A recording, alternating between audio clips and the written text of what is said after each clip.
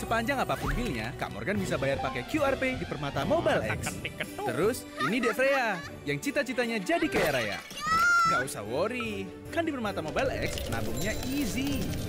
Dan ini Opa Ruben yang paling keren. Investasi online, deposito sampai dark mode. Ya kan? Semua transaksi, semua generasi. Semua makin bisa dengan Permata Mobile X.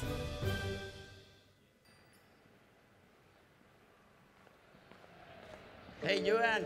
Hey Fauzi, so nice to see you finally.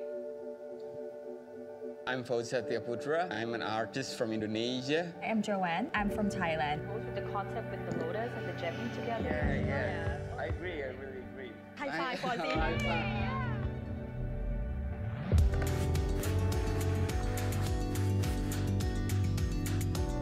We want to create that togetherness into the painting itself.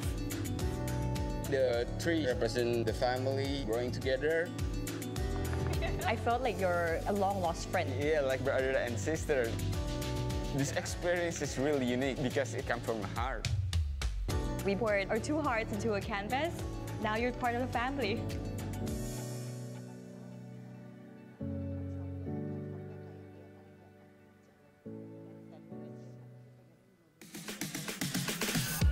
Permata Mobile X hadir, selalu memberikan kemudahan dalam bertransaksi. Gratis biaya transfer tanpa syarat dengan Permata Mobile X.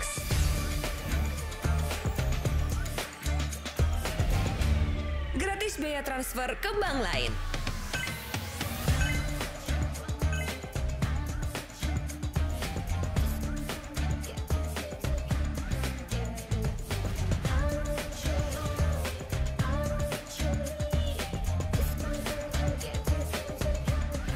Gratis biaya transfer sesering yang kamu mau. Dan gratis biaya transfer tanpa minimum saldo dengan Permata Mobile X. Gratis biaya transfer kemanapun tanpa syarat. Tanpa batas waktu, tanpa minimum saldo, tanpa batas frekuensi, hanya di satu aplikasi Permata Mobile X.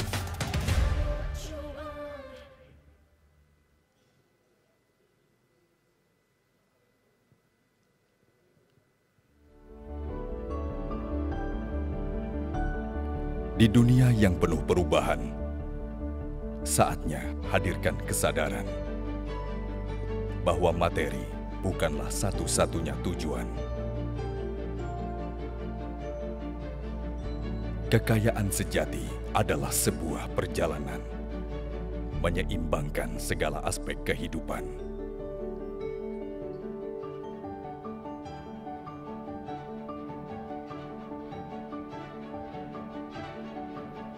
Membangun kebahagiaan dalam harmoni, menjadi diri yang lebih baik. Mengukir makna dalam setiap langkah, mengubah tantangan menjadi kesempatan.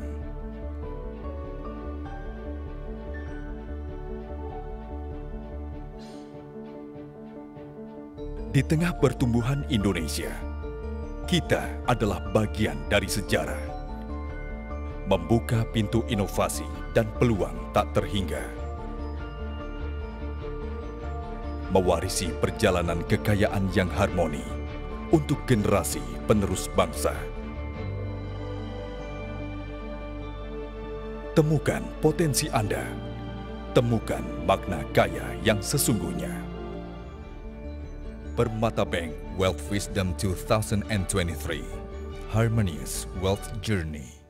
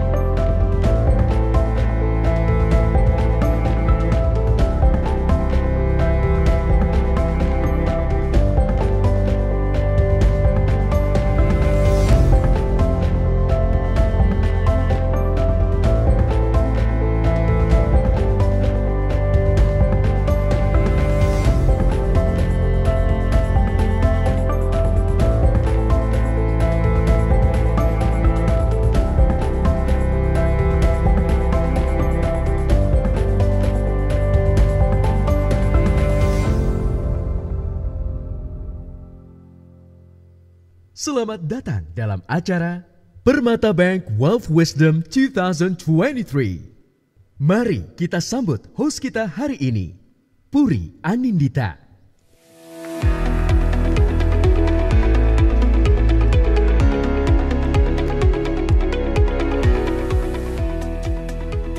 Assalamualaikum warahmatullahi wabarakatuh. Salam sejahtera untuk kita semua, Om Swastiastu, Namo Buddhaya, salam kebajikan rahayu. Selamat siang Bapak Ibu hadirin, teman-teman. Selamat datang di Permata Bank Wealth Wisdom 2023 Harmonious Wealth Journey. Boleh tepuk tangannya untuk kita semua di ruangan ini. Terima kasih banyak loh sudah mau hadir di hari Selasa untuk upgrade diri, cari ilmu bareng-bareng. Selamat datang Bapak Ibu, saya sudah melihat ada wajah-wajah familiar yang sedari tadi pagi sudah mengikuti sesi Mas Wagub ya. Dan juga di ruangan ini tadi kita bicara soal startup. Untuk Bapak Ibu yang mungkin masih mendekat, masih di luar area, kami persilahkan masuk karena sesi ini keren banget. Intinya kita akan dapat bocoran Bapak Ibu, informasi terkini dari Chief Economist Permata Bank dan juga McKinsey & Company. Jadi siapa yang semangat boleh tepuk tangannya sekali lagi. Yes, Bapak Ibu juga sangat dinantikan loh partisipasi bertanyanya nanti setelah sesi diskusi, sehingga mohon sekali perkenannya jika masih berada di area belakang, kursi di depan ini masih banyak yang kosong. Jadi boleh mendekat, nanti juga akan mempermudah flow, mungkin teman-teman yang datangnya agak terlambat bisa mengisi baru yang bagian belakang. Jadi sangat-sangat mohon perkenannya untuk mengisi bagian depan, begitu ya. Semoga setelah makan siang dan ngopi semakin semangat lagi. Saya juga mau menyapa teman-teman yang ikut acara hari ini secara online. Sekali lagi perkenalkan, adalah sebuah kehormatan untuk saya, nama saya Puri Anindita, untuk bisa memandu sesi diskusi kali ini yang menyoroti temanya Making ASEAN as the Epicentrum of Growth. Sedikit cerita Bapak Ibu, ini bukan kali pertama Permata Bank mengadakan Wealth Wisdom. Jadi di tahun ini menghadirkan 24 sesi kelas dengan lebih dari 35 pembicara. Dan paralel dengan acara kita hari ini ada topik Foreseeing Indonesia After 2024, Make Friends with AI and Raising a Self-Disciplined Generation. Tapi Bapak Ibu kalau boleh saya kasih insight gitu ya. Saya sih semangat banget ikut sesi yang hari ini. Tadi kan sudah ya, kita akan dapat bocoran langsung nih apa yang kita perlu antisipasi 2024 dari Permata Bank dan juga McKinsey. Karena sebagai konteks, Indonesia ini baru saja ya menyelesaikan chairmanship-nya ASEAN Summit tahun ini, dan dipercaya narasi bahwa Asia Tenggara akan jadi pusat pertumbuhan dunia baru di tengah tren perlambatan ekonomi global dan juga tensi geopolitik. Tapi pertanyaan besarnya, bagaimana peran ASEAN termasuk Indonesia, negara kita di masa depan di tengah persaingan atau tensinya Amerika Serikat dan juga China? Kemudian apa yang perlu kita lakukan supaya ada satu milestone Bapak Ibu 2045? Kita akan dapat bonus demografi dan Indonesia emas. Segera akan kita bahas, tapi supaya diskusinya lebih seru, sangat dinantikan pertanyaan dari Bapak Ibu. Ya, nanti silakan tunjuk tangan saja, akan mikrofon menyamperi Bapak Ibu yang ada di ruangan. Untuk yang bergabung secara online boleh diketikkan di kolom pertanyaan. Kami juga menyediakan e-certificate untuk Anda yang mengikuti sesi ini hingga akhir. Tapi membahas topik ini lebih jauh, kita akan ditemani dua pembicara keren dan kompeten di bidangnya masing-masing. Yang pertama adalah Ibu Filia Wibowo. Beliau adalah partner McKinsey & Company dan juga Leader of People and Organizational Practice in Southeast Asia. Dan hingga tahun 2022 kemarin Bapak Ibu menjabat sebagai Managing Partner di McKinsey Indonesia, menjadikan beliau Managing Partner perempuan pertama di Indonesia. Dan juga terpilih menjadi salah satu Fortune Indonesia's Most Powerful Women 2022 yang tidak kalah luar biasanya. Saya lihat ada grup supporternya Pak Joshua, boleh minta tepuk tangannya di sini.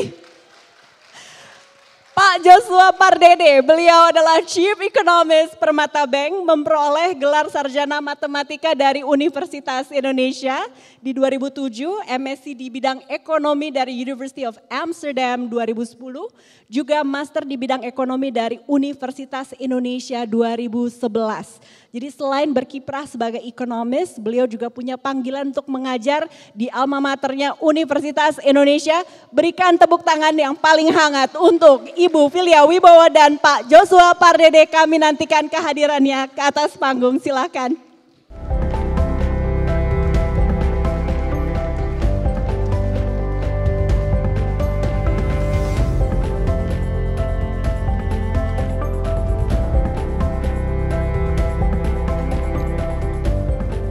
Welcome Pak Joshua, Bu Filia, dia di tengah pasti hektiknya hari ini masih mau menyempatkan berbagi dengan kita semua di sini.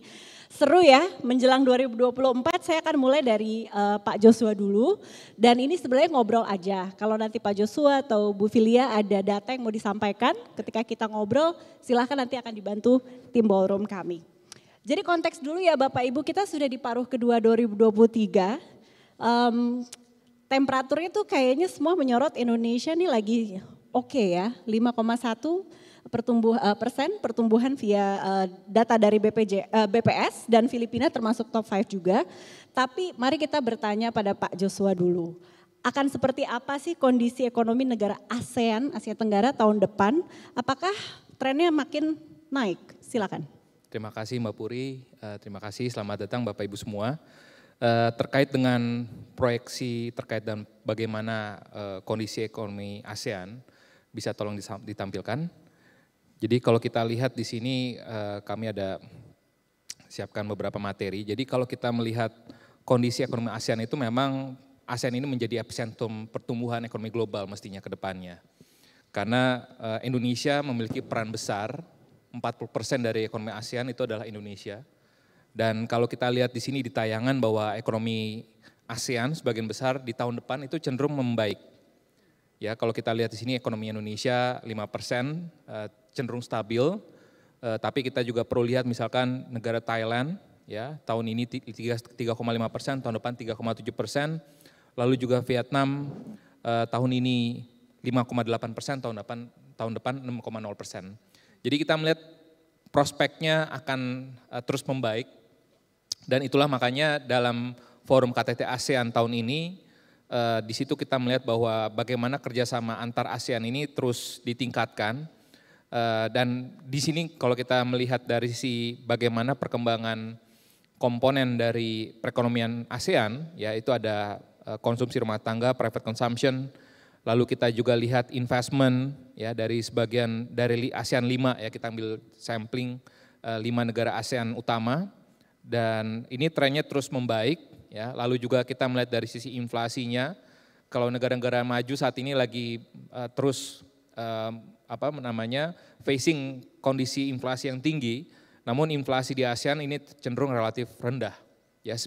Dan tentunya ini kembali lagi menjadi daya tarik yang kita kaitkan dengan investasi, karena sebagai seorang investor kita menginginkan return investasi yang tentunya optimal, ya, yang maksimal. Tentunya dengan kondisi di mana tingkat inflasinya juga relatif rendah. Nah, salah satunya kita bisa lihat di sini bahwa sekalipun 2022 yang lalu kita Indonesia dan juga sebagian besar negara ASEAN mengalami tekanan inflasi, namun inflasi sudah mengalami penurunan. Ya, dan yang mungkin harus kita antisipasi adalah yang berikutnya, yang grafik kanan bawah itu terkait dengan kinerja ekspor dari negara ASEAN. Ya, di sini memang kita lihat trennya sudah mengalami penurunan. Dan ini tentunya tidak lepas juga dari kondisi ekonomi global yang tahun ini kita tahu melambat, ya, dan juga terutama adalah yang perlu kita cermati adalah bagaimana prospek ekonomi Tiongkok. Jadi ekonomi Tiongkok itu memiliki peran cukup besar pada ekonomi ASEAN. Jika apabila ada kondisi yang cenderung kurang bagus di China ataupun Tiongkok, biasanya akan berimbas juga kepada ekonomi di ASEAN, terutama Indonesia, karena Indonesia dan juga negara-negara ASEAN lainnya ini mengandalkan pasar Tiongkok ya sebagai pasar ekspornya. Sehingga itu yang harus kita cermati, dan kalau kita melihat profil dari negara-negara di ASEAN ya, di sini kita melihat bahwa ekonomi Indonesia adalah yang terbesar ya, sekitar 40%, dan Indonesia masuk sebagai G20 country ya. Jadi Indonesia terbesar di ASEAN, nomor 16 di G20. Sehingga memang peran dari ekonomi Indonesia ini penting sekali. Namun tadi yang perlu kita cermati adalah bagaimana kita mengoptimalkan kinerja ataupun kerjasama di regional ASEAN ini agar kedepannya harapan untuk ASEAN menjadi epicentrum growth untuk global itu akan bisa tercapai kalau tadi kita bisa mengoptimalkan dan saling meningkatkan kerjasama ya, karena kalau kita melihat potensinya tentunya tidak ada yang menyangkal bahwa potensi ekonomi ASEAN terutama Indonesia ini masih sangat besar sekali, sehingga makanya ini menjadi daya tarik buat investasi ke depannya. Mungkin sementara itu Mbak Puri, terima kasih. Bisa banget cliffhanger-nya, boleh tepuk tangan untuk Pak Joshua, terima kasih sudah kasih gambaran besarnya dulu ya. Nanti kita akan semakin mengerucut. Bu Filia, selamat datang. Ini saya sih menantikan sekali report McKinsey, apalagi kita mau masuk 2024. Mungkin saya akan mulai dari apa tangkapan terkini yang Ibu bisa share dengan Bapak Ibu audiens nasabah Permata Bank ini. Silakan. Oke, terima kasih Mbak Puri, terima kasih Pak Joshua gitu ya. Selamat siang, selamat datang semuanya. Mungkin kita share sedikit ini ya, jadi one of the latest paper dari McKinsey Global Institute itu namanya Asia on the Cusp of a New Era. Ya. Asia on the Cusp of a New Era. Exactly, jadi mumpung temanya Making ASEAN as the Epicentrum of Growth, saya sedikit cerita gitu ya, launching formalnya tunggu tanggal mainnya gitu, tapi you can get a sneak peek gitu ya. Oh wait, berarti apa yang kita saksikan di ruangan ini adalah mata pertama yang bisa melihatnya ya. Bapak Ibu boleh dong tepuk tangannya, terima kasih privilege-nya nih Bu Filia sebelum beneran di launch nanti ya. Oke, kita akan semakin fokus, silakan Ibu. Betul. Jadi share beberapa slide dulu ya untuk mendakapi gitu ya. Jadi maybe kalau, tadi pinjem clicker ada di situ ya? Atau saya nggak ada kayaknya. Sorry, kebiasaan kalau jadi konsultan harus ada clickernya gitu ya. Siap Ibu. Oke, jadi ini quote yang saya pikir cukup appropriate buat zaman-zaman kita sekarang gitu ya. There are years when nothing happens, udah gitu berasa ada years yang centuries happen gitu ya. Kayaknya sebelum COVID aja udah kita ngomong digitalization gitu ya, di sana di sini, rise of payment dan lain-lain. Tiba-tiba ada COVID belum selesai, ada geopolitical dynamic gitu ya, sustainability becomes a pressure also, so just many things happening at the same time gitu. Now, in the midst of everything itu ada Asia's economy gitu ya. Kita melihat bahwa Asia economy ini sebenarnya great beneficiaries dari globalizing world gitu. Jadi all of these trends gitu ya, tadi Pak Joshua juga sempat bilang tentang ASEAN ke depan gimana, we think that we have been benefiting from a lot of these trends gitu ya. Satu basically dari global connections-nya gitu ya. Kalau kita melihat dulu mungkin geopolitical dynamic membuat sekarang kita menjadi salah satu hub manufacturing, that's even more powerful gitu ya. Kedua, digital adoption, ini gambarnya mungkin cukup menggugah gitu ya. Ingat gak zaman-zaman dulu kita kemana-mana bawa cash dan harus cari ATM kemanapun kita pergi gitu ya. Betul. Sampai yang di bawah itu sekarang warteg pun pakai touchscreen dan bayarnya pakai QR code. Touchscreen tunjuk-tunjuk gitu maksudnya ya untuk beli. Iya, touchscreen-nya ditunjuk langsung. Tapi di situ kayaknya yang beda ada QR code-nya ya Bu ya. Kalau touchscreen-nya udah lama tapi QR code-nya baru gitu ya. Saya ingat 2015 ngomongin digital payment, oh nggak mungkin itu cash economy, but now is everywhere gitu ya. Sampai warung-warung pun, sampai tukang jual batagor aja di pinggir jalan pakai QR code ya. So digital adoption luar biasa gitu ya. Urbanization ya, banyak yang masuk ke urban area sekarang. Kalau kita lihat growth di dunia itu, kalau dilihat mana bagian dunia yang paling cepat growth-nya itu, you will see Asia will be there gitu ya. Last but not least karena itu jadi capital itu masuk ke sini gitu. Now ini mungkin beberapa angkanya, maaf seperti Pak Joshua latar belakangnya matematik juga, jadi kalau nggak ada angkanya suka gatel gitu. Jadi McKinsey Global Institute itu melihat perkembangan suatu region dari 4 kategori gitu ya. How is a country in the world order dalam trade misalnya ya. Teknologi platform gimana, demographic forces gimana, resource energy sistemnya bagaimana, dan kemudian level of capitalization. Nah ini tanpa masuk ke dalam terlalu detail gitu ya, kalau kita lihat apapun indikatornya, apakah FDI inflow, gross domestic saving, GDP growth, kita itu yang tadinya minority jadi majority di dunia. Ya, so the importance of Asia is increasing in the world gitu ya. Pertanyaannya sekarang dengan segala macam disruption yang kita hadapi, terus where are we heading gitu ya? Is this it or are there more to come gitu ya? Nah don't have crystal ball gitu ya, tapi at least trigger some questions lah ya ke depannya gitu. Satu, I wanna touch on the world order. Di dunia yang lama biasanya orang itu pooling manufacturing di satu negara, ya kurang lebih satu atau dua gitu ya. Makin kesini karena COVID, mengangkat tema resiliency. Terus ada geopolitical dynamic juga ya Pak Joshua gitu ya. Orang-orang mulai melihat kayaknya kita harus multipolar kalau menempatkan suatu manufacturing karena kita mau prioritize resiliency. And we see this is an opportunity for ASEAN countries termasuk Indonesia gitu ya. Nah, tapi pertanyaannya kita mau ke sana kadang-kadang masih ada dependensinya. Importnya masih banyak gitu kan ya. So how ASEAN could navigate this termasuk di Indonesia ya. Mungkin beberapa statistik. Ini satu gambar kalau dilihat gini aja, yang vertikalnya itu adalah CAGR dari trade ya. Untuk yang horizontalnya itu nilai dari trade-nya. Kalau kita lihat di top left hand corner itu pasti kelihatan nama banyak negara ASEAN ya. Itu menyatakan bahwa trade flow di ASEAN itu meningkat dan terus terang 18 dari 20 top quartile itu di Asia. Jadi itu opportunity buat kita di ASEAN karena banyak trade flow gitu. Pertanyaannya apakah kita bisa translate itu jadi manufacturing hub atau tidak ya. Kita melihat banyak negara nih tetangga-tetangga gitu ya udah mulai invest jadi manufacturing hub, EV lah di Thailand gitu ya atau di Malaysia atau Vietnam. Nah ini mungkin kesempatan buat Indonesia berpikir gitu ya kemana. Mungkin titipan tantangan juga kalau kita mau capture value dari trade adalah kita banyak micro, small, medium enterprises. Boleh bangga tapi kita akan lebih bangga kalau banyak yang lulus jadi medium atau large size gitu ya enterprise. Itu mungkin PR ke depan dan itu mungkin kenapa tren berikutnya kita harus ngomongin tentang teknologi kira-kira ya. Teknologi kita bagus di making the hardwares kalau kita lihat di Asia gitu ya. Nah tantangannya adalah makin ke depan value-nya di transversal technology on the software side gitu ya. Can we be part of it or not? Karena kalau kita lihat sekarang, ini yang sebelah kiri segala macam manufacturing microprocessor, transistor dan lain-lain sebelah kiri gitu ya. Yang sebelah kanan kita udah move on ke intelligence technology gitu. Tadi saya cerita sama Pak Joshua yang suka ngajar gitu kan.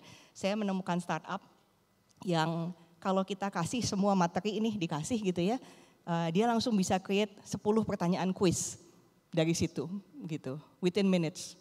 Gitu kan. Jadi that's where the world is going gitu. That means segala transversal teknologi, cloud computing, edge dan lain-lain, Web3 gitu ya, itu yang akan menjadi source of value ke depannya. Do we have the resources to do it gitu ya.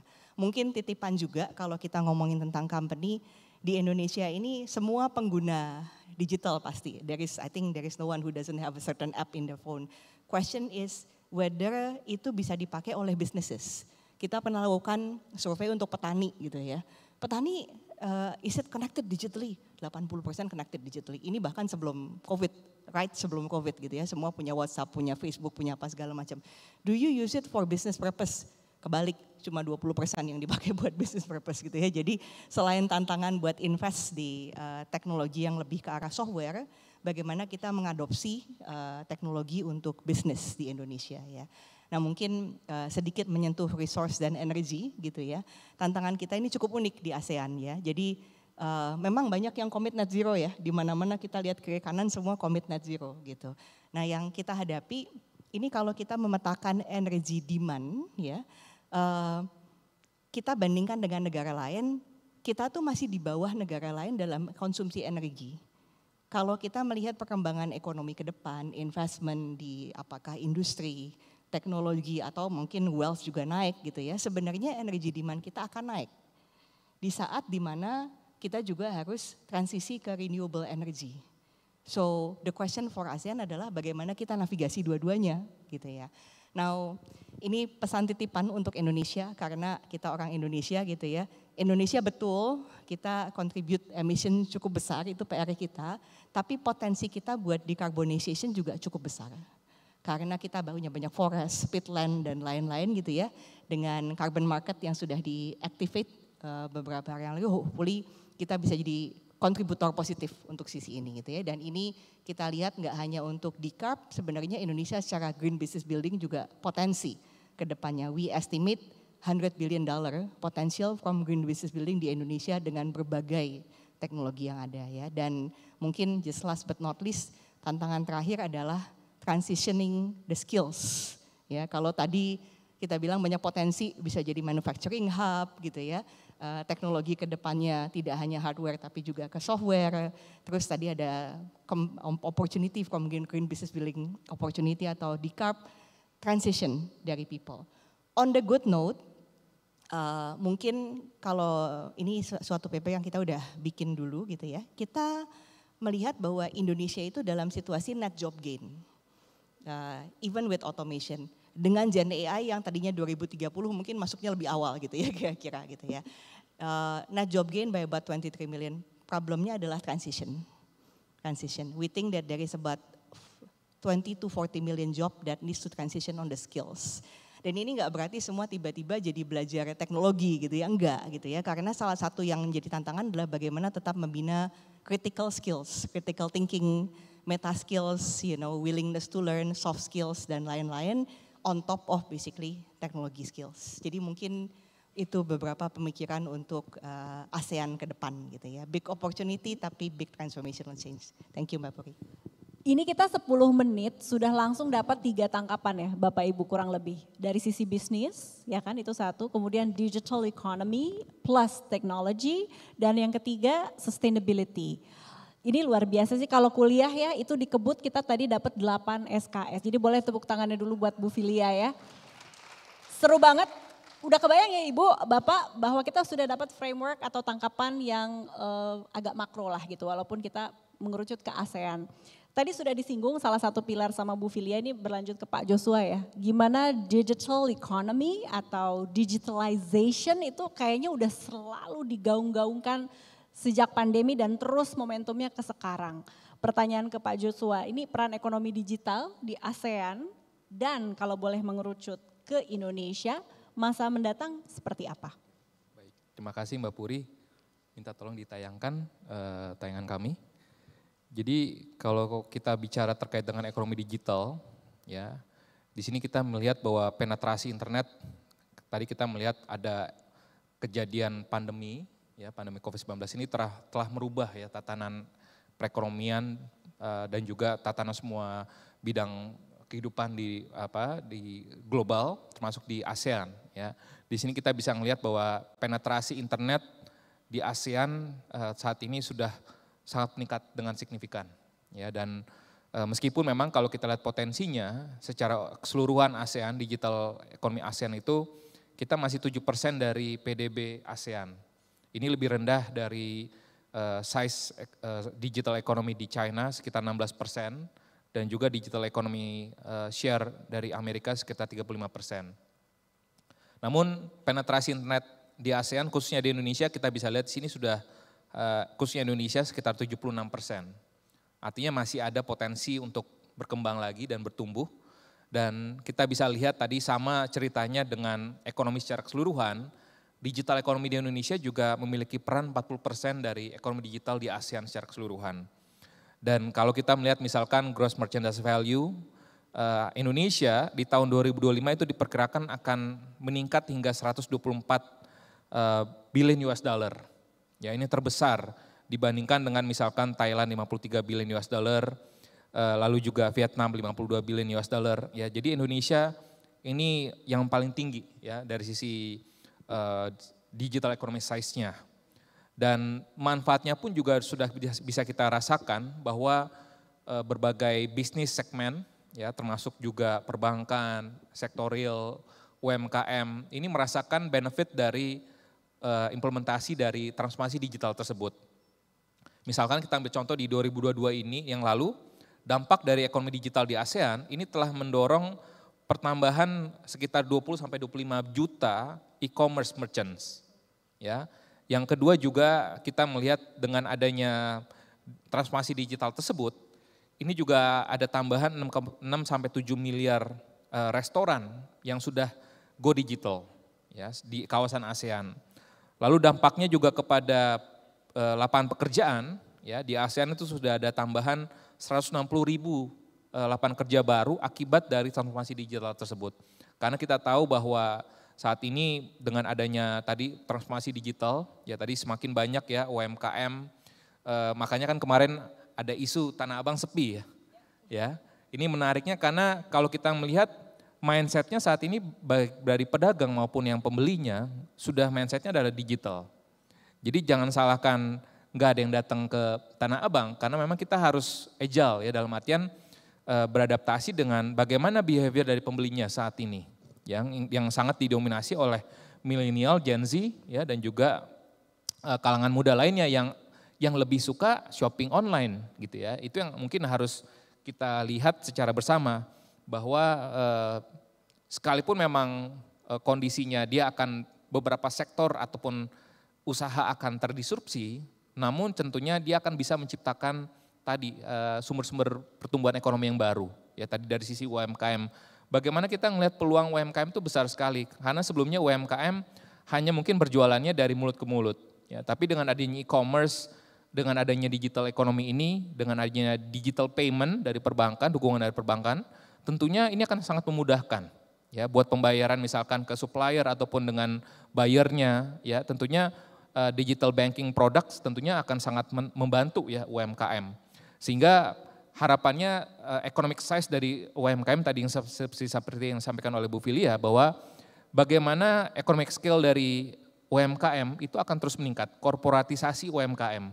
Jadi bagaimana size economic scale dari pelaku UMKM ini akan terus meningkat ke depannya ya karena UMKM di Indonesia khususnya ini adalah backbone ya 60% dari ekonomi Indonesia adalah UMKM dan peran UMKM dalam hal penyerapan tenaga kerja itu lebih dari 95% penyerapan tenaga kerja di Indonesia itu datangnya dari UMKM sehingga makanya penting sekali kita bisa melihat bahwa peran dari ekonomi digital ini karena tadi selain tadi ada direct jobnya juga tercipta 160.000, yang indirect jobnya pun 30 juta dan berikutnya adalah penetrasi ASEAN GDP itu juga meningkat sekitar 5-10% gitu ya. Jadi artinya dampaknya ini sangat baik sekali dan tentunya kita melihat sekalipun tadi ada satu sisi yang akan terdisrupsi tapi namun kita melihat secara makronya, makro view-nya ekonomi digital tentunya ini akan berdampak positif ya kepada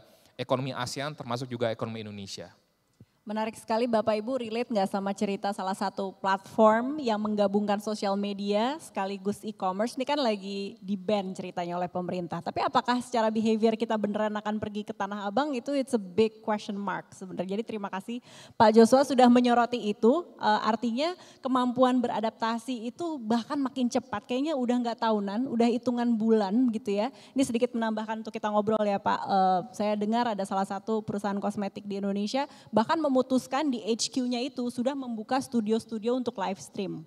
Akan secepat itu ternyata progresinya. Nah tapi balik lagi, saya di sini kan perannya memang harus terus bertanya dan skeptis gitu. Kalau tadi Pak Joshua bilang tenang Puri, ada direct jobs atau apa tadi? Ya direct jobs lainnya yang akan timbul gitu ya. Dan indirect jobs lainnya yang akan tercipta atas teknologi. Baru kita ngomongin kombinasi sosial media dan e-commerce tadi ya kasusnya. Sekarang ada sebuah buzzword yang selama 2023 digaung-gaungkan yaitu AI. Nah ini saya lirik Bu Filia karena tadi sudah ngomongin sedikit di pilar-pilar tadi yang dijelaskan ada AI, ada ChatGPT gitu. Itu kan sebuah transformasi teknologi baru lagi nih Bu. Pertanyaannya bersama opportunity timbul keresahan. Artinya apakah kita semua ini mungkin Bapak Ibu juga profilnya pengusaha, ini mengancam workforce kita nggak sih sebenarnya? Boleh dijabarkan Bu, silakan. Oke, jadi tertarik nih nanya ke audiens, siapa yang udah dalam beberapa bulan kemarin udah sempat pakai ChatGPT? Pengen tahu buat apapun deh. Saya yang free. Ya. Ada yang mungkin udah pakai premium ya Bapak Ibu. Iya, tapi kayaknya kalau tangkapan di sini kurang lebih 30% sudah pakai Ibu. Iya, kayaknya lebih juga ya Mbak. Lumayan, 30-40% gitu. di ruangan ini udah pakai. Jadi kalau kembali ke bahkan sebelum AI, kalau ditanya gitu ya, jadi salah satu riset McKinsey itu kita pernah melihat 800 jobs. Terus jobs itu kan sebenarnya bukan jobs. Kalau kita lihat automation atau AI itu jobs itu dibagi jadi task, ya kan? Kayak ibaratnya kalau nyetir gitu ya, nyetir yang gampang. Nyetir itu kan ada cari arah, ada nyetirnya gitu kan ya. Nah kalau dilihat apa yang tergantikan oleh teknologi, cari arah ya kan. Dulu kalau ada supir bagus, kita rebutan gitu kan, supirnya bagus gitu kan ya. Sekarang pinterlah saya daripada si bapak supir buat nyari jalan gitu kan, karena Google Maps sudah memberitahu saya lewat mana gitu ya. Jadi yang tergantikan itu di level task. Sebenarnya pekerjaan yang 100% tergantikan oleh automation atau teknologi itu sebenarnya nggak banyak. It's less than basically somewhere in the 5-10%. Tapi masalahnya 60% lebih pekerjaan itu 30% lebih aktivitasnya akan tergantikan oleh automation dan therefore terpengaruh oleh AI juga. Gitu. Berarti semua terpengaruh. Nggak ada yang nggak terpengaruh. Tadi kita ngomong ngajar terpengaruh ternyata gitu kan. Yang dulunya pinter bikin kuis itu jadi jagoan, ternyata sekarang bisa di AI-kan gitu yang pinter bikin kuis gitu ya. Jadi konsultan terpengaruh nggak? Terpengaruh juga gitu ya. Jadi jawabannya apakah ada yang nggak terpengaruh? Semua bakal terpengaruh gitu ya. Mungkin pertanyaannya terus then what do we do gitu ya. Jadi ada beberapa critical skills yang memang akan tetap ada di sana ya. Jadi CEO tuh masih nggak tergantikan gitu ya. Jadi siapapun yang mimpin bisnis itu tetap nggak tergantikan karena you have so many things that is unpredictable karena AI kan dari data yang sudah ada gitu ya. Jadi where there are disruptions you need to balance things. CEO, developing people, job of developing people, things yang terkait dengan unpredictable, you know, things kayak jadi perawat juga nggak tergantikan sebenarnya gitu ya, physical perawat ya. Jadi ada sesuatu tentang berpikir tentang skill yang tak tergantikan. Critical problem solving skill jadi makin penting. Jadi dilemanya adalah sekarang bisa bikin paper gitu kan pakai AI. Padahal critical problem solving dibutuhkan gitu ya. Jadi investing in building your people in terms of problem solving. Investing your people's ability in dealing with people itu menjadi penting. Dan memang mengantisipasi reskilling at scale ya. Karena memang kalau ada job-job di perusahaan Anda masing-masing yang tasknya banyak tergantikan. AI itu our research says in certain job can save 60 to 70% of the time. Ya, tapi itu gelas setengah empty, setengah full ya. Karena kalau gitu berarti 60% of the time bisa dipakai untuk sesuatu yang lebih produktif sebenarnya gitu ya. Betul. Jadi being agile seperti Mbak Puri bilang gitu ya. Dan juga berpikir reskilling in addition to investing in problem solving skill dan soft skill. Itu mungkin prioritas. Nah ini ada titipan juga yang follow up questionnya nih Bu. Karena tadi kita udah ngomongin tensi geopolitik yang kayaknya kita nggak tahu nih endingnya kapan. Kalau dilihat dari teknologi, ini sepertinya sudah mulai ada momentum terbelah menjadi two Internet of Things. Mungkin tahun lalu kita ngomongnya Internet of Things. Sekarang karena Amerika Serikat dan Tiongkok ini lagi ada tensi, sudah mulai muncul narasi-narasi, kayaknya sirkuitnya nanti ada dua deh. Sirkuit US UK atau European begitu ya, Western World, sama ada sirkuit Asia, utamanya Tiongkok. Menurut Ibu ini akan berpengaruh ke cara behavior kita juga nggak nantinya menggunakan teknologi? Mungkin kalau saya lebih melihatnya on one side hardware itu memang kalau dilihat manufacturing banyak manufacturing hardware di daerah-daerah Asia gitu ya sebenarnya yang contribute ke ekonomi. But going forward the value actually comes from the software Mbak gitu. Jadi lebih berpikir bahwa ya mungkin ada 2, mungkin ada 3, kita nggak tahu lah gitu kan di mana ke depannya gitu ya. PR kepada ASEAN dan kepada Indonesia adalah how can you invest in the software. Jadi leveraging transversal technology gitu ya. Teknologi yang enable so that technology is useful for human gitu ya. Kita tuh graduate STEM tuh termasuk sebenarnya lebih banyak daripada US Europe gitu ya. Tapi kalau ditanya patent untuk innovation, untuk hal-hal yang lebih software innovation, nah itu mungkin menjadi suatu tempat pengembangan lebih gitu ya Pak Joshua di situ gitu ya. Iya, jadi berarti kita harus fokus ke sekarang software aja. Hardware kayaknya udah nggak terlalu begitu ya.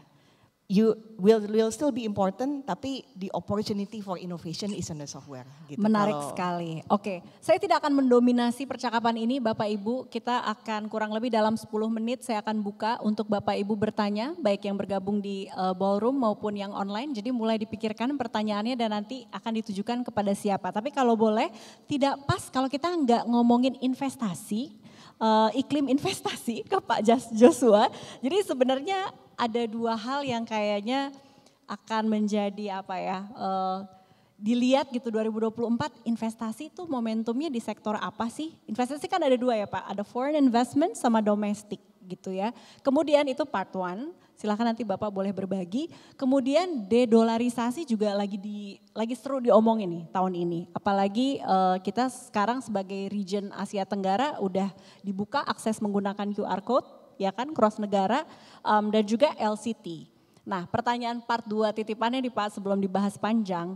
Apakah kita semua yang di sini sudah tidak menarik lagi ya untuk investasi di dolar Amerika Serikat? Ya kan dengan ada narasi LCT dan dedolarisasi utamanya untuk kita yang tinggal di Indonesia. Silakan Pak Joshua. Oke, terima kasih. Minta tolong kembali ditampilkan.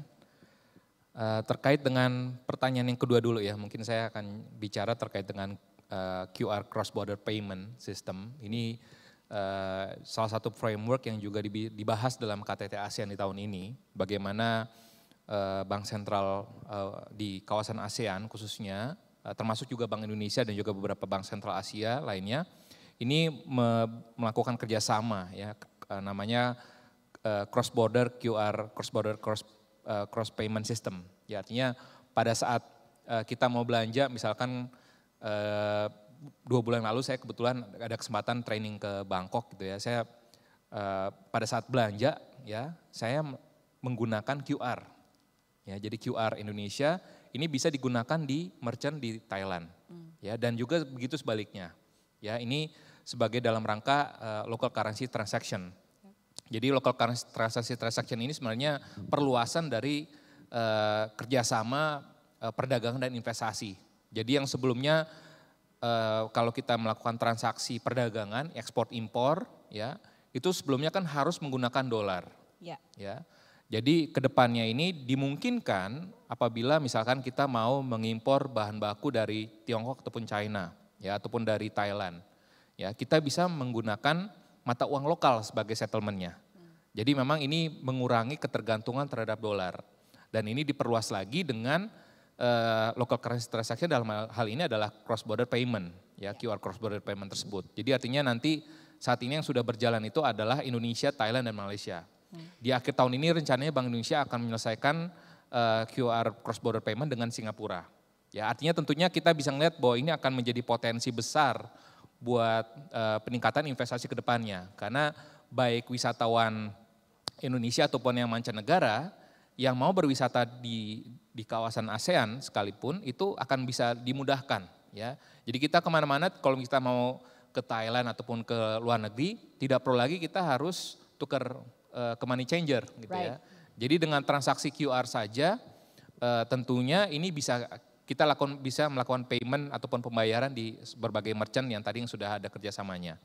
Nah itu jadi tapi intinya apakah itu dedolarisasi? Ya, pertanyaan kan menarik nih kan, ini juga dikaitkan dengan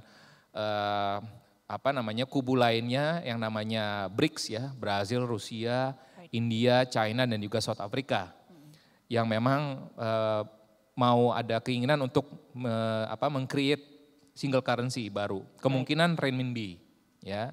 Jadi dikaitkanlah dengan LCT ini ataupun local currency transaction ini dengan apakah ini juga upaya dalam dedolarisasi. Ya, menurut saya sih sebenarnya ini jauh ya dari upaya dedolarisasi, tapi tentunya kita melihat bahwa sebagai investor global, ya ini nggak fair sebenarnya. Pada saat misalkan kondisi ekonomi Amerika lagi gonjang-ganjing ya, tahun lalu misalkan ada kondisi debt ceiling, ya jadi pagu utang pemerintah Amerika itu udah mentok gitu ya, jadi harus ada permasalahan di sana gitu sehingga harusnya kan yang bermasalah Amerika saja. Ya, tapi yang dirugikan justru malah negara lain ya karena dolar Amerika terus menguat gitu. Jadi sebenarnya inisiatif itu datang dari kondisi tersebut gitu ya. Jadi pada saat ekonomi Amerika bagus, dolarnya menguat, tapi pada saat ekonomi Amerika lagi jelek, dolarnya pun juga ikut menguat. Jadi makanya bagaimana inisiatif ini diambil sebagai upaya untuk mengurangi ketergantungan terhadap dolar. Jadi perdagangan, ekspor impor tidak lagi kita harus menggunakan dolar, investasi pun juga nanti foreign direct investment juga tidak perlu lagi settlement dalam dolar. Termasuk juga tadi pada saat kita melakukan transaksi di merchant-merchant di luar negeri sebagai wisatawan, juga tidak perlu lagi kita menukar ke dolar. Ya, jadi makanya ini semuanya mengurangi ketergantungan terhadap dolar. Tapi apakah kita bisa membalikan dalam satu hari gitu ya, mengurangi ketergantungan dolar itu ataupun melakukan dedolarisasi? Memang ini agak cukup sulit ya, karena dalam hal dari sisi cadangan devisa bank sentral global ini masih dominan dolar. US dollar masih dalam hal misalkan transaksi SWIFT, ya itu juga masih dominan dolar juga. Jadi memang kita melihat bahwa kedepannya apakah tetap kita mesti berinvestasi ataupun mesti meninggalkan dolar, ya dikembalikan lagi ya, tujuannya apa kita berinvestasi. Mungkin Bapak Ibu yang punya anak-anak yang mau disekolahkan ke Amerika gitu ya, ya tetap aja berarti kan tetap bisa harus berinvestasi dalam dolar. Tapi kalau misalkan tidak ada keperluan berinvestasi ataupun tidak ada penggunaan dolar ke depannya, ya mungkin bisa berinvestasi di aset lain ya, yang dimana kita tahu bahwa Indonesia, nah ini kaitannya dengan investasi berikutnya ya. Jadi investasi di Indonesia ini terus membaik ya, ini terindikasi dari peringkat utang pemerintah Indonesia yang saat ini sudah investment grade. Ya, jadi 2 bulan lalu saya ketemu dengan rating agency namanya RNI, ini rating agency dari Jepang. Jadi by numbers sebenarnya tahun ini Indonesia memiliki peluang untuk kita rating upgrade, kita akan mengalami rating upgrade ya. Jadi peringkat utang kita itu dinaikkan. Kemarin by the way Amerika diturunkan ya peringkat utangnya. Jadi Indonesia ini dari tahun 2014 sampai dengan 2022 yang lalu rating peringkat utang pemerintah kita ini terus meningkat ya. Jadi kita sudah investment grade saat ini.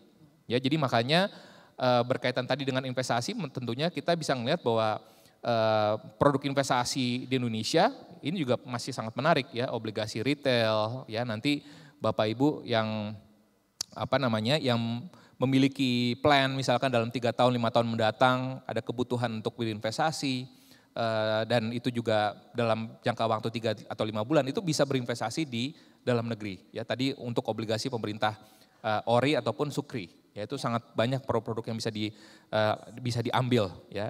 Nah, lalu juga kalau kita berkaitan dengan investasi tadi di portfolio, jadi intinya tadi terkait dengan portfolio tergantung tadi kebutuhan. Ya, jadi tapi kalau kita bicara terkait dengan investasi real, ini biasanya yang korporasi besar ataupun pelaku usaha secara umum, ini kita melihat bahwa tingkat ataupun realisasi investasi itu yang grafik bar warna biru dan merah itu menunjukkan bahwa investasi real di Indonesia itu terus meningkat dari waktu ke waktu. Ya, dan itu tadi berkaitan dengan bagaimana kepercayaan dari investor global ya, bahwa investasi di Indonesia ini terus membaik ya, dari iklim investasinya. Tadi kita melihat bahwa bagaimana upaya pemerintah mendorong produktivitas APBN ataupun anggaran, lalu juga bagaimana arah dari prioritas pemerintah ya. Karena nanti ada berkaitan erat juga dengan kita melihat di sini investasi ini terus meningkat ya, dan kalau kita melihat sektor apa, ya kalau dari perspektif investor lokal ataupun domestic investor, itu ternyata kita melihat ada beberapa sektor yang masih tetap menjadi unggulan. Ya, kalau dari sisi investor domestiknya, yang pertama masih mining, ya, yang kedua adalah real estate, yang ketiga adalah telco. Ya, jadi kalau kita bicara terkait mining, ini juga masih berkaitan erat dengan commodity boom. Ya, kita tahu bahwa harga coal misalkan, ya. Ini masih relatif cukup tinggi, ya sekalipun memang sudah turun dari puncaknya dari tahun lalu, tapi untuk sektor mining ini kita melihat realisasinya di first half tahun ini masih tetap tumbuh ya 30%. Lalu juga yang kedua ini real estate, ini juga berkaitan erat juga dengan pembangunan IKN, let's say seperti itu, karena beberapa bulan lalu juga kami sempat berkunjung juga ke IKN dan perkembangannya sangat progresif sekali. Ya, artinya pembangunan IKN pun juga di sini akhirnya banyak investasi yang meningkat ya, khususnya di real estate. Dan yang ketiga adalah telco. Ini juga berkaitan erat dengan digital ekonomi tadi ya, karena kalau kita bicara infrastruktur digital di Indonesia ini masih belum merata. Ya, jadi kalau kita melihat data OJK misalkan untuk peer to peer lender transaction itu masih sangat didominasi di Pulau Jawa. Artinya apa? Berarti infrastruktur digital di luar Pulau Jawa ini belum cukup memadai. Jadi makanya pembangunan BTS ataupun pembangunan jaringan 4G itu makin meluas ya, makanya investasinya ini yang nomor 3 ya, no big 3-nya itu adalah telco ya. Nah, itu dari perspektif investor domestik. Nah, kalau dari perspektif investor asing ataupun foreign direct investor, kita lihat yang nomor satu adalah investasi basic metal. Ini berkaitan erat dengan green economy tadi. Ya, yang tadi disampaikan oleh Bu Filia bahwa kita berupaya mengurangi mencapai net zero emission by 2050-2060. Ya, artinya bagaimana kita bisa berperan di sana adalah kita mendorong investasi dalam hilirisasi nikel. Ya, dan ini bahkan di tahun ini ada komitmen diperluas lagi ke bauksit, tahun depan ke tembaga, dan tahun berikutnya lagi mungkin saja timah. Ya, jadi kita masih memiliki potensi di sana ya, karena nikel kita itu, cadangan nikel kita itu adalah terbesar di dunia. Dan mungkin Bapak Ibu sudah ketahui semua bahwa nikel ini adalah nanti kalau diolah ini akan menjadi baterai. Baterai ini akan menjadi komponen penting dalam industri mobil listrik. Ya, sehingga makanya kita memiliki peran besar sekali untuk masuk dalam global value chain untuk EV global. Ya, sehingga itulah makanya realisasi investasi untuk hilirisasi nikel ini terus meningkat dan bahkan masih tetap yang paling favorit ya dari sisi foreign investor. Dan bahkan nanti saya nggak bisa tampilkan di sini. Jadi kalau nanti kita lihat bagaimana kinerja ekonomi daerahnya, ya investasi hilirisasi nikel ini ternyata berlokasi di Sulawesi Tengah dan juga Maluku Utara.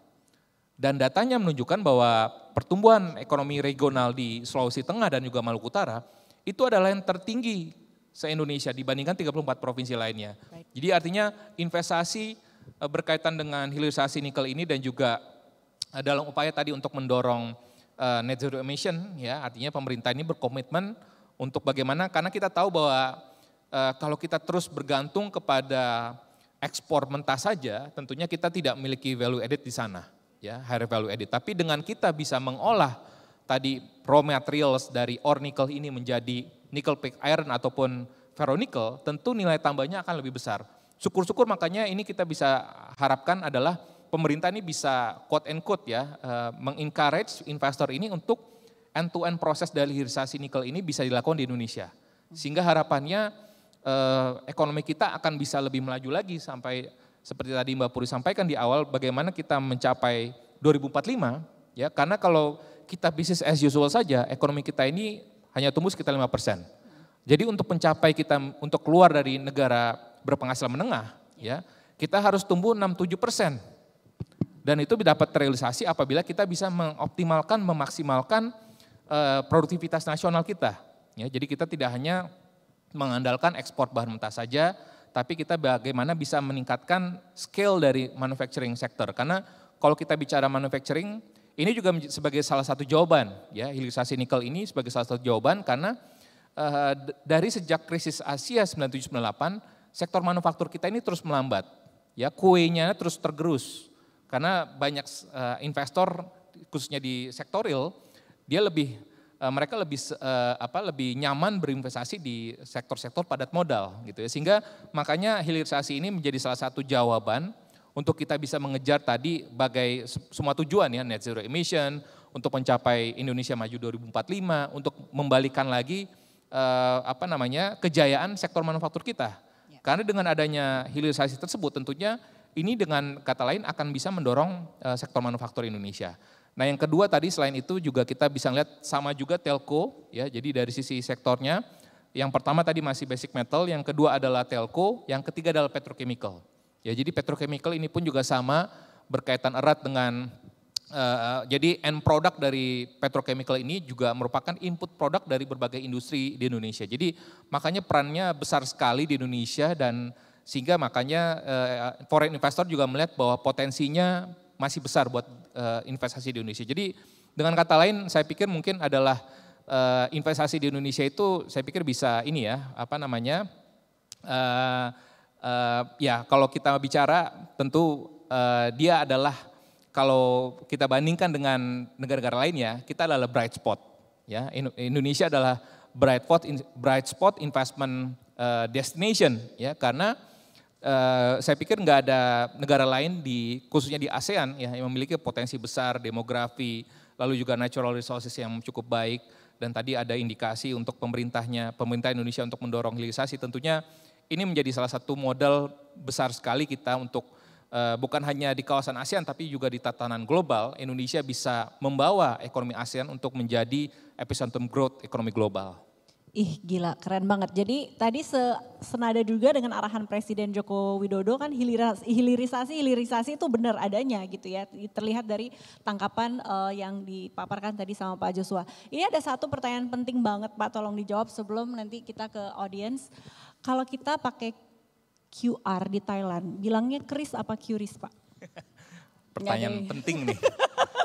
Saya kebetulan sering berkomunikasi dengan Bank Indonesia, Dekomnya, Departemen Komunikasinya Bank Indonesia, yang betul ada kris. Kris ya Bapak Ibu, jadi bukan kalau bukan QRIS tapi kris. Kris, mantap. Terkonfirmasi oleh Pak Joshua. Sekarang saya akan balik spotlightnya kepada Bapak Ibu. Terima kasih sudah menyimak ya. Kita ini untuk time management saja, kita akan hard stop di 14.45.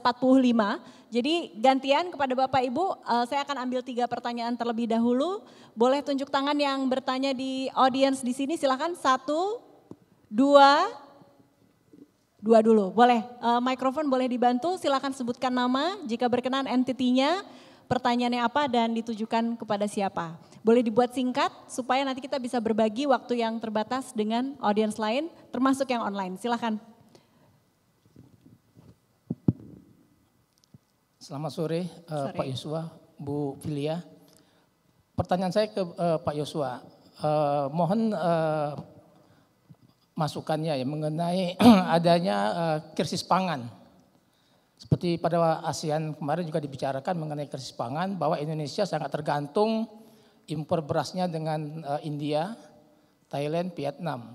Sedangkan negara-negara ASEAN sekarang juga udah menghentikan ya ekspornya. Nah, dalam dua bulan ini kan harga beras juga sangat tinggi. Tentu ini akan mempengaruhi daya beli masyarakat. Tentu ini juga ada hubungan juga dengan nanti outlook di 2024. Sampai sejauh mana Pak kira-kira krisis pangan ini bisa menimbulkan inflasi untuk tahun ini ataupun di tahun 2024? Baik, itu saja. Ya itu aja. Dengan Pak siapa sekali lagi? Oh ya, Muhammad Rozali. Pak Rozali. Ya. Terima kasih banyak Pak Rozali. Mau langsung dijawab Pak Joshua atau kita akan ambil satu pertanyaan lagi? Boleh langsung respon ya? Boleh, nggak apa-apa. Terima kasih banyak Pak Rozali, silakan Pak Joshua. Terima kasih Pak Rozali atas pertanyaannya. Jadi terkait dengan krisis pangan Pak, ini betul bahwa dunia saat ini memang sedang menghadapi dampak dari El Nino ya. El Nino itu adalah memang musim panas yang berkepanjangan. Jadi mungkin yang kita rasakan juga saat belakangan ini dalam beberapa bulan terakhir ini ya. Jadi dengan musim panas yang kemarau yang berkepanjangan tersebut memang produktivitas dari pangan khususnya beras ini memang sedang menurun. Dan ini bukan hanya terjadi di Indonesia, jadi harga beras internasional pun juga trennya lagi sedang meningkat saat ini. Ya, sehingga makanya berbagai negara yang tadi Bapak sebutkan ini sedang sedang mengambil sikap untuk membatasi keran ekspornya gitu ya, khususnya beras. Dan yang sudah menyatakan itu memang adalah India. Jadi Vietnam sama Thailand masih open saat ini posisinya Pak. Nah, kaitannya bagaimana dengan kondisi Indonesia? Jadi kalau kita lihat 2 bulan terakhir dari inflasi bulan Agustus dan September, itu kontribusi dari beras ini cukup signifikan, ya dampaknya kepada inflasi. Dan menurut kajian kami, riset kami di Permata Bank bahwa dari puncak El Nino biasanya itu inflasi pangan itu akan lagging biasanya sekitar 6 sampai 9 bulan khususnya untuk beras.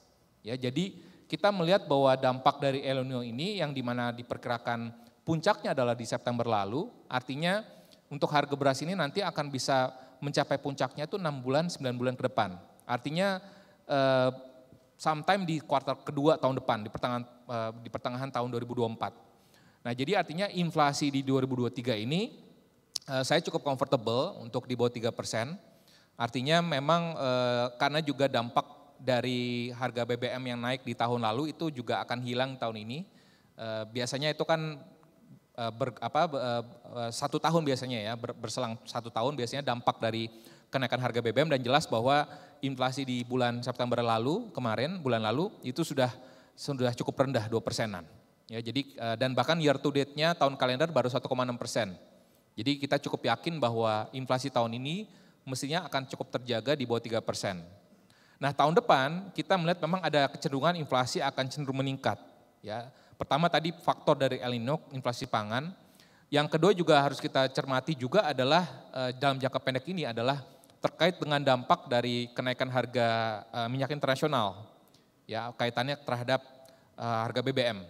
Ya, jadi harga BBM non subsidi selain Pertalite itu juga sudah mengalami kenaikan per bulan ini. Ya, sehingga kita mencermati bahwa tingkat inflasi ini bisa berpotensi meningkat apabila harga minyak internasional juga terus meningkat. Jadi sejauh ini kalau kita melihat harga Brent itu masih di kisaran 92 sampai 95 dolar per barel. Nah, kalau seandainya asumsinya di atas 100 dolar per barel, bisa ada kemungkinan bahwa inflasi energi khususnya yang non subsidi, BBM non subsidi ini bisa dinaikkan sehingga berdampak inflasi.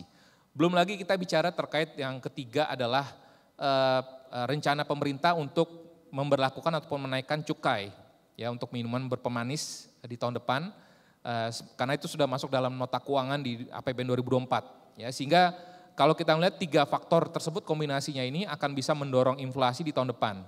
Nah tapi tentu terkait dengan ketahanan pangan ini sangat penting sekali karena di dalam APBN 2024 pemerintah pun juga stated clearly bahwa pemerintah menginginkan bahwa tingkat kemiskinan ekstrem ini diturunkan. Ya, jadi memang harus kalau konsisten tentunya pemerintah akan do everything that they can untuk menjaga stabilitas harga khususnya pangan. Jadi makanya khususnya terkait dengan produktivitas pangan tadi bagaimana kita perlu mendorong tadi agar stok beras ini tetap terjaga. Ya, tentunya dengan salah satunya membuka keran impor ya karena itu saya pikir salah satu yang quick win yang artinya untuk menstabilize harga dalam waktu yang cepat. Yang kedua juga berkaitan juga dengan bantuan sosial, ya khususnya masyarakat berpenghasilan rendah itu juga penting sekali. Dan yang ketiga adalah kita juga mulai merubah behavior ataupun culture, ya makan nasi itu saya pikir memang tentunya kedepannya kita harus bagaimana pelan-pelan ya, nggak mungkin kita dalam satu malam juga merubah behavior orang Indonesia yang suka makan nasi ini untuk diversifikasi ke produk makan pangan lainnya. Karena tentunya diversifikasi itu pun juga akan sangat baik lagi. Tapi ya memang ini butuh waktu juga sama halnya juga dengan produktivitas. Jadi memang quick win-nya adalah impor. Tapi harapannya dengan kebijakan impor itu akan bisa stabilize harga pangan sehingga inflasi tahun depan pun sekalipun naik kita perkirakan masih akan berkisar 3 sampai 3,5%. Sehingga dampaknya kepada daya beli masyarakat karena daya beli konsumsi masyarakat itu masih yang engine terbesar ekonomi kita, 50% lebih ekonomi kita adalah konsumsi rumah tangga sehingga penting sekali, krusial banget kalau pemerintah harus menjaga stabilitas harga sehingga makanya inflasi akan tetap dijaga di kisaran 3 sampai 3,5% untuk tahun depan. Terima kasih Pak Rozali. Pak Rozali semoga terjawab dan seluruh penanya hari ini berhak mendapatkan merchandise istimewa dari Permata Bank. Nanti Bapak akan bisa dibantu, panitia kami nanti dibantu untuk pengambilan hadiah. Terima kasih Pak Rozali. Berikutnya, tadi saya lihat di area wing ini ada penanya kedua. Silakan, boleh dibantu mikrofonnya ya Mas ya. Silakan sebutkan nama, jika berkenan entitinya, pertanyaan apa dan kepada siapa. Silakan. Selamat siang Pak Joshua dan aku pengen bertanya ke Pak Joshua, nama aku David Lehman. Aku punya pertanyaan, seperti apa sih adanya perkembangan dan pengembangan dari investasi yang ada di khususnya di Indonesia jika nantinya akan terdampak secara baik atau buruk dari segi sentimennya. Kalau ada perubahan perilaku pada konsumen terhadap pengeluarannya, jika ada perubahan pada sifat dan juga bagaimana adaptasi pada instrumen investasi yang berada di Indonesia maupun luar negeri jika ekonomi ASEAN terpusat pada Indonesia. Luar biasa, ini borongan 3. Mas siapa? Boleh disebutkan sekali lagi? David. David, terima kasih. Bapak boleh dijawab cepat.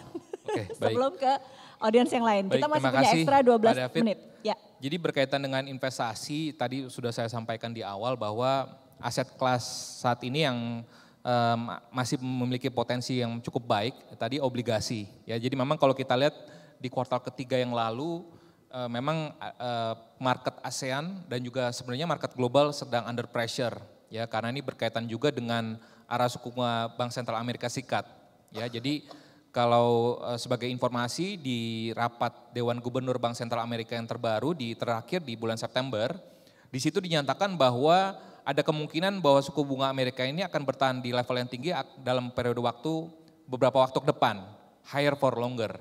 Jadi itulah yang menyebabkan mengapa terjadi koreksi di pasar Asia khususnya, sehingga mendorong pelemahan mata uang Asia secara umum, termasuk rupiah.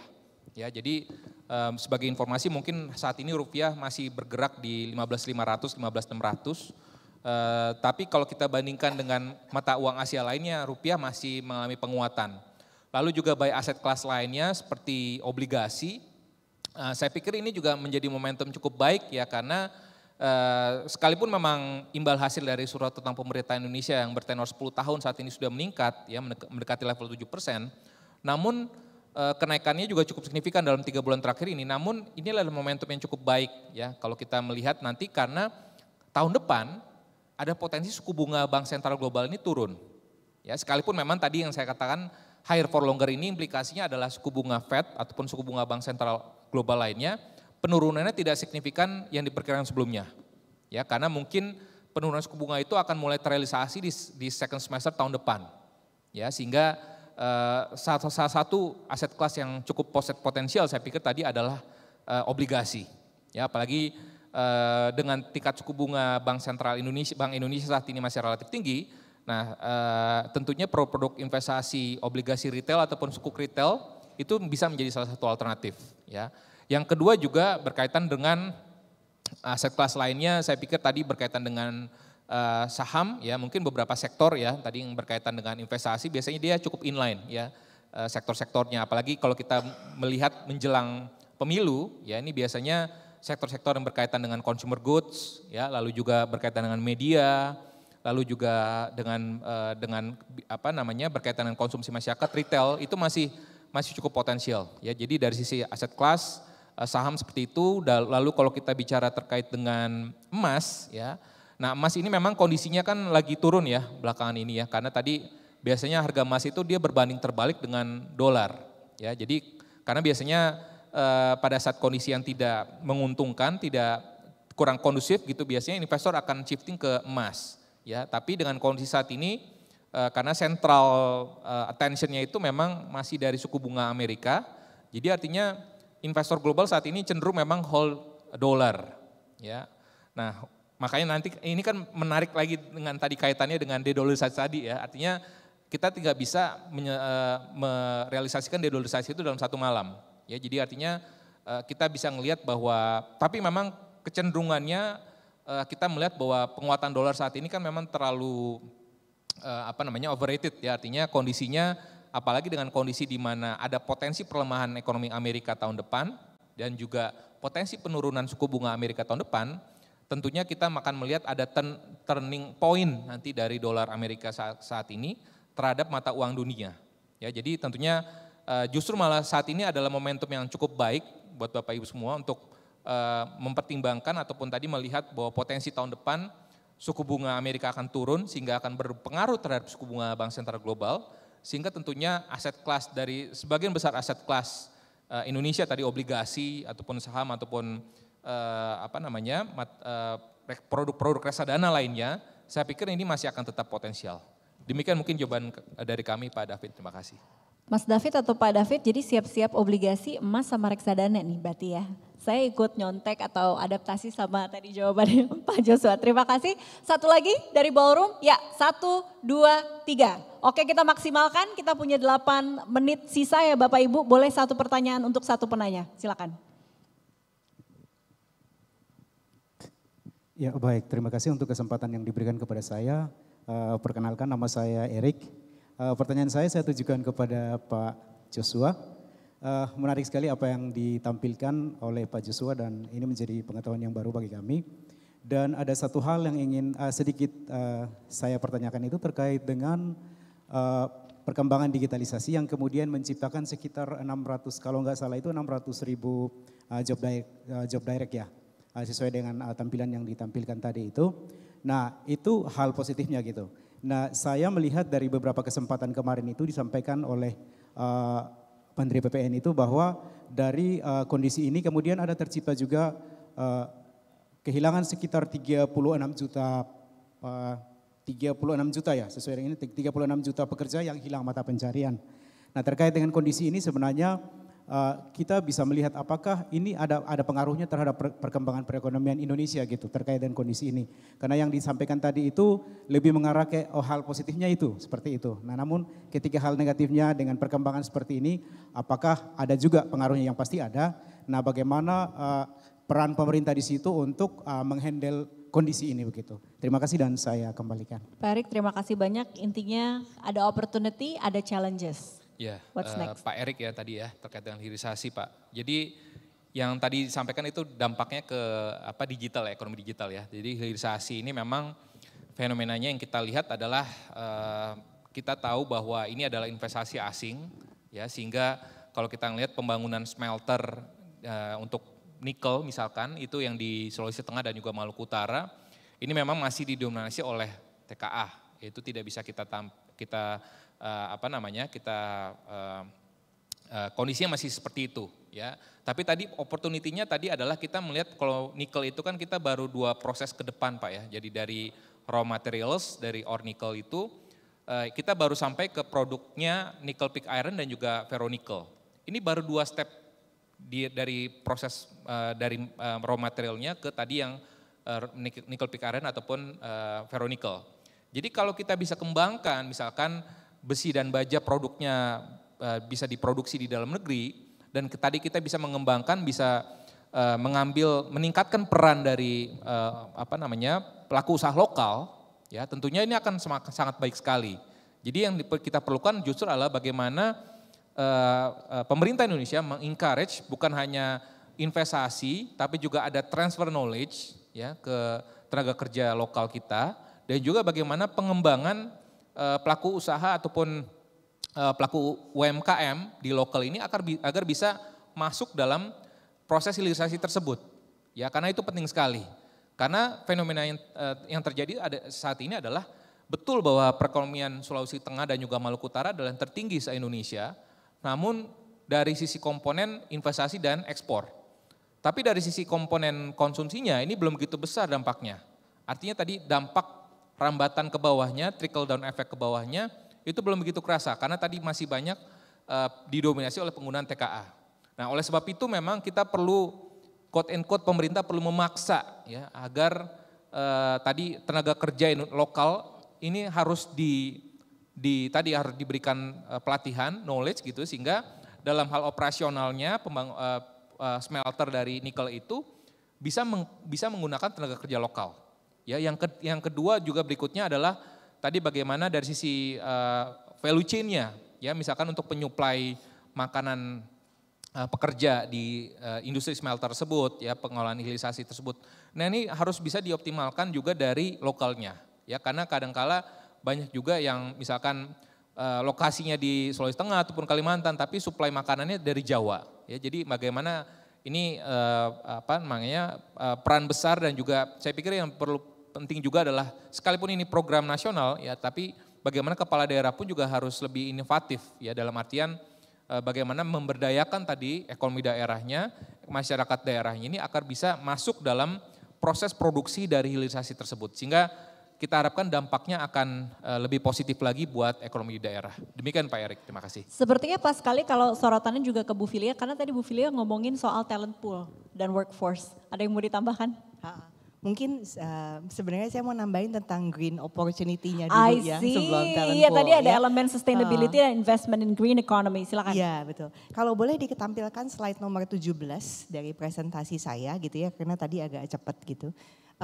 Saya mau menggarisbawahi tadi selain nikel sebenarnya the opportunity for green economy itu buat Indonesia bahkan lebih besar lagi gitu ya. Karena tidak hanya dari nikelnya tapi misalnya dari sisi transportation-nya. Ya, dari spare parts otomotifnya ya, dari segi industri sekeliling spare parts-nya.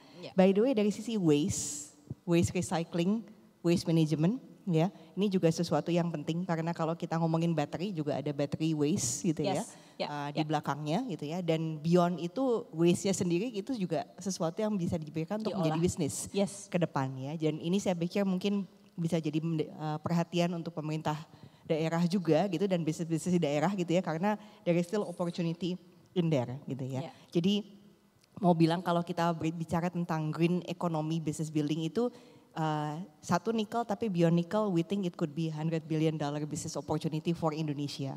The next decade could be Indonesia's decade if we actually can do something on this gitu ya, beyond nickel. Jadi betul tadi kalau transition of the skill itu penting gitu ya, tapi is transition for a great value dan juga for a better Indonesia ya. Dan ini kalau dilakukan dengan benar sebenarnya dampaknya bisa sampai ke bawah. Jadi saya juga kebetulan duduk di satu board dari satu foundation, global foundation namanya Deltera. Itu temanya rethinking recycling, operasionalnya di Bali. Ya, if we do waste management in the good way, itu sebenarnya pendapatan orang yang mengelola waste di bawah itu bisa naik 2-3 kali lipat. Ya, jadi wanna say ini look at it from the glass half full juga gitu ya, bahwa this is a good opportunity. In terms of pertanyaan Mbak Puri tentang reskilling tadi gitu ya, mungkin PR-nya ada di 3 area gitu ya. Jadi satu, saya mau menggarisbawahi lagi, itu tidak hanya kita menemukan new skills, tapi the foundational skills are important. Karena di dunia yang penuh disrupsi, problem solving skills tuh menjadi sangat penting loh. Gitu ya. Ini bukan karena kami berdua lulusan matematik jadi ngomongnya problem solving skills, nggak ada hubungannya sama itu. Iya, dua-duanya gitu matematik. Ya. Kebetulan lulusannya. dua-duanya ya, kita lulusan matematik Pak gitu kan ya. Tapi di dunia yang penuh disrupsi, hal yang tidak tergantikan itu problem solving skills. Jadi pendidikan dasar itu penting ya. Jadi jangan dilupakan, jangan tahu-tahu oh semuanya mau degree on digital. It could change again in 10 years by the way gitu ya. Jadi itu satu. Terus kedua betul, openness untuk adopsi digital di dalam pekerjaan. Dalam estimasi kita sebenarnya 9-10 juta pekerjaan itu native digital yang baru. Kayak yang namanya digital marketing itu dulu nggak ada, gitu ya. Sekarang ada. Tapi the interesting about digital is actually one thing that help on social inclusion. Jadi kita ngomongin e-commerce tadi gitu ya.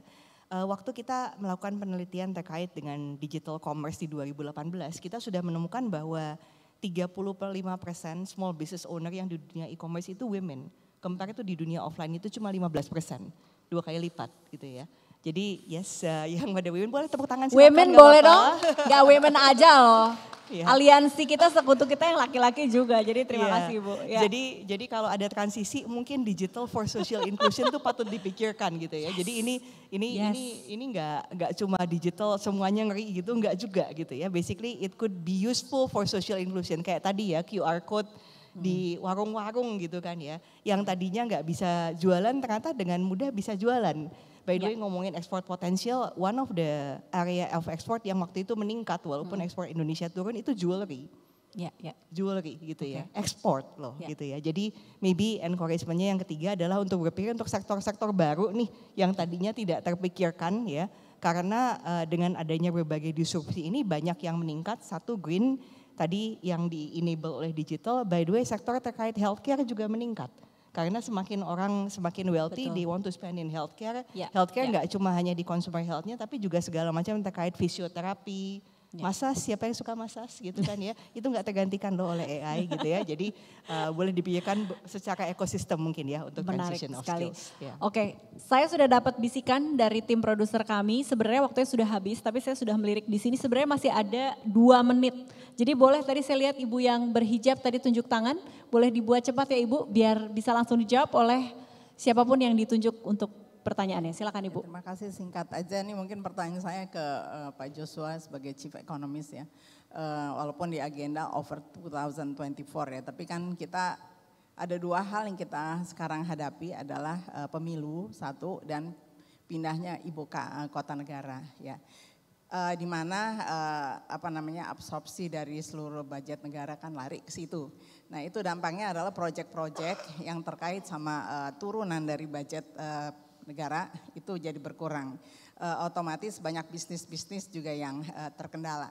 Sebagai seorang banker saya hanya ingin tahu seberapa confidence Bank Permata ya mengantisipasi nanti kalau adanya kredit macet dan seterusnya ya yang bisa mempengaruhi, dan juga satu lagi untuk FDA, foreign direct investment. Biasanya kalau pemilu mereka akan ada lag, mereka wait and see sekitar 1-2 tahun. Dan itu pasti akan mempengaruhi perekonomian di Indonesia dan juga bisnis climate. Jadi itu pertanyaan saya. Terima kasih Pak Sekali Joshua. lagi Nama dengan saya Marlina. Ibu Marlina, saya nasabah Permata. Marlina. Terima kasih Ibu sudah menggunakan Permata Mobile X. Silakan Pak Joshua, Pamungkas ya. Saya menyapa dulu Bu Marlina sebagai nasabah Permata Bank. Terima kasih Bu, terkait dengan pertanyaannya ini menarik ya. Pemilu dampaknya memang mix Bu ya. Secara umum tadi yang seperti Bu Marlina sampaikan bahwa dampaknya akan sedikit membatasi investasi khususnya foreign direct investment. Tapi justru kita melihat pada saat pemilu 2004, 2009, 2014 dan 2019 itu di investasi domestik justru malah meningkat. Jadi harapannya pengaruh pemilu ini cenderung minimal untuk investor lokal ataupun domestik. Nah dampak positifnya tentunya tadi adalah dari konsumsi masyarakat. Makanya tadi kami sampaikan bahwa terkait dengan pelaksanaan pemilu, kita tahu bahwa yang berkontestasi di pemilu legislatif dan juga pemilu presiden itu akan sangat banyak, ya, akan sangat banyak orang yang akan berkontestasi di sana, sehingga tentunya dalam hal mobilisasi dana kampanyenya pun juga ini akan bisa menggerakkan ekonomi masyarakat, ya karena ya tadi untuk bikin panggung dangdut untuk misalkan pada saat kampanye, ya lalu juga masih mungkin kita tahu mungkin belakangan behaviornya mungkin udah beralih ke digital campaign ya, tapi tetap masih akan ada spanduk ya dan juga kaos-kaos dan juga umbul-umbul itu pasti akan tetap ada sehingga konsumsinya akan bergerak di situ.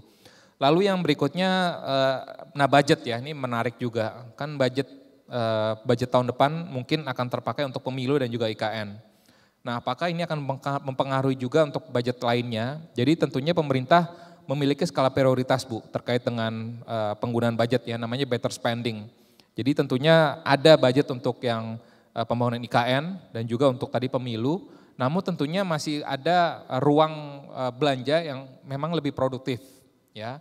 Dan juga tentunya tadi dampak turunan dari IKN dan juga tadi pemilu, tentunya tadi kan ada beberapa sektor yang masih akan tetap bergerak Bu ya, tadi berkaitan dengan jasa-jasa, pelaksanaan pemilu, pelaksanaan kampanye, itu tentunya masih akan tetap positif. Lalu juga IKN, nah, kita bicara terkait dengan infrastruktur, ya infrastruktur ini pun juga kita ngomongin properti itu bisa lebih dari 100 subsektor di dalamnya masuk ya dan juga penyerapan tenaga kerjanya pun juga cukup besar. Jadi artinya kita melihat tetap positif Bu untuk kondisi di tahun depan, sekalipun tadi tantangannya memang lebih dari eksternal ya, karena tadi kita perlu mencermati dampaknya kepada perlambatan ekonomi Tiongkok, lalu juga suku bunga Amerika yang masih bisa bertahan di level yang tinggi, sehingga ini tentunya menjadi tantangan buat kita. Nah kaitannya kepada kondisi kredit secara umum industri, mungkin saya akan bicara hanya secara industri, dan karena kalau kita bicara terkait industri tentunya perbankan ini akan sudah lebih prudent ya, dalam artian memanage portfolio kreditnya akan lebih prudent ya, tentunya diversifikasi kredit pun juga menjadi salah satu strategi ya dalam rangka untuk memitigasi tadi potensi perlambatan di satu sektor ya, sehingga berpengaruh juga kepada kinerja kualitas kredit yang ada di perbankan gitu ya. Jadi sehingga tentunya kedepannya pun juga antisipasi tersebut kita melihat bahwa sektor perbankan masih akan tetap tumbuh ya, karena tentunya tadi masih banyak potensi sektor-sektor yang harus kita garap ya, dalam artian memang ini menjadi juga salah satu penelitian kami Bu. Jadi banyak yang mengatakan bahwa sektor pembiayaan sektor perbankan itu leading to economic growth ya. Tapi sebenarnya yang benar itu adalah economic growth yang bisa menggenerate kredit ya. Jadi artinya perbankan itu biasanya dia akan melihat potensinya ke depan. Jadi makanya dengan adanya potensi misalkan hilirisasi, lalu juga bagaimana kita melihat ya energi baru terbarukan ya. Ini sebagai salah satu upaya ataupun upaya untuk mitigasi tadi risiko-risiko dari perlambatan dari sektor-sektor yang ada. Ya misalkan kalau kita bicara saat ini sektor pariwisata. Ya, sektor pariwisata juga menjadi salah satu sektor yang masih masuk dalam proses restrukturisasi oleh OJK sampai dengan Maret tahun depan. Ya, karena belum sepenuhnya wisatawan mancanegara balik lagi ke Indonesia. Ya, misalkan itu sebagai salah satu contoh. Nah, tapi tentunya kan kita bisa melihat tadi potensi untuk industri, ya, industri yang cukup potensial. Tadi ada hilirisasi nikel, lalu juga petrochemical, telco, ya.